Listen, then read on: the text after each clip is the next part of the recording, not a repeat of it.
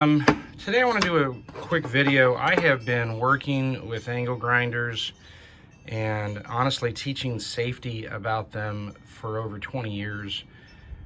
And you see some real crazy videos on the internet, on YouTube, regarding how these things can be so dangerous. And I totally agree, they are.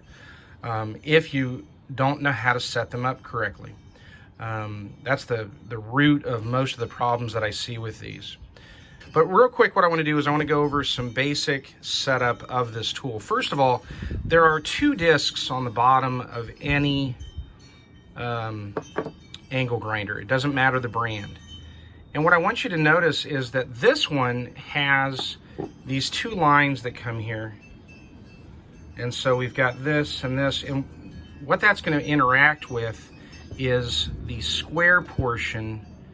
Hopefully you can see this right here. It's squared on this side and it's also squared on this side. So the whole idea is that this is going to be flipped over and interact with the spindle so that when you turn it, it now moves the entire spindle assembly, okay? And then the big question that I get a lot of times is, why in the world does this have a raised side and this side is recessed? And that's what I want to go over. So first of all, let's start with a standard grinding wheel. I've got some different wheels here. I've got a cutoff blade. You can see how thin these are if you've never used one of those. This is a standard grinding wheel, definitely thicker. And then we also have what are referred to as flap discs, because you can use this for sanding wood, you can use this for sanding metal, etc. Here's a flap disc that I think is now, I would rate this at about a 200 grit. You know, once you use them, they tend to, you know, the rough goes away and you're left with a nice smooth sanding disc. But we're going to start with this grinding disc right here. And so you'll notice how thick the inside of that is, you know, around the center. And so the idea is that we're going to set this directly in here, and we're going to make sure that it is seated so that it is nice and even all the way around. And because this is the heaviest, or one of the heavier components that you're going to put on an angle grinder, with this, what we're going to do is we're going to create a sandwich. And so you'll notice how, again, this one is raised on one side. We're going to put that down so that that interacts with the actual grinding wheel. So we have some interior support all the way down, okay? So that not only is it being supported on the top, it's also being supported on the bottom, okay? Now, what's the difference between that and the other discs? Well, first of all, notice how thin this is. Notice how this is also very thin. So I'm going to take this off of here.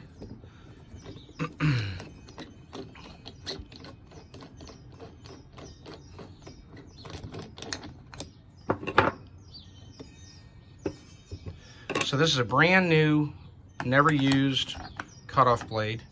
I'm also going to make sure that it's seated correctly. Now what I'm going to do is I'm going to put this on here the same exact way, with the raised section going down.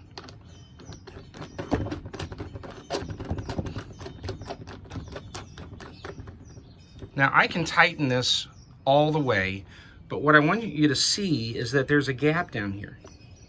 So as I spin this, notice that the spindle is not spinning. This should make contact with the surface of the blade, and it does not. So what we have is the ability of taking this off. Okay, so now this has to go the other way. And I have seen people really get in trouble because they didn't know to put this the opposite way. Notice that that raised section is now facing out. And so even though I'm only hand tightening, notice that as I turn this, the spindle itself is turning. And I've only hand tightened this. If this were upside down, this would simply spin. It might grab a little bit, but as soon as you touch your material, it'll just stop. Okay? So anyway, that's a cutoff blade. You want to make sure that the recessed portion is down when you're putting that in there. Finally, we're going to look at these flap discs. Again, they are thin, and we're going to make sure that it's seated correctly. And the same rule applies. Oops, just knocked it. The same rule applies where I'm going to put the recessed portion down onto the actual spindle so that I get positive connection between the lower side and this disc. Okay, so unless you've got a thicker grinding wheel such as this,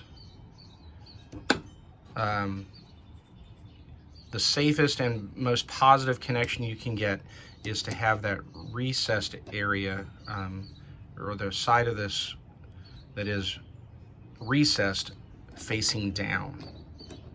All right. The final thing I want to show you is, or in regards to this, is that notice this disc is out of round. If you put this on here and it is, notice that I see, you know, this is not, there it is seated correctly, but if it's up against this side and you tighten this down, this is going to turn, and I'm just turning the spindle here, it's turning out of center. If it's turning out of center, that is not correct. This is where people really run into problems, and you can tighten that spindle nut down all the way until you actually crack these, but you're still going to have this vibration because the mass is off center. So really be careful about that. Okay. So the last thing I want to do is put the grinding wheel back on. And again, I'm going to make my sandwich. So there's the raised section that's going to go facing down. And there's a little bit of a theory out there that I need to use this tool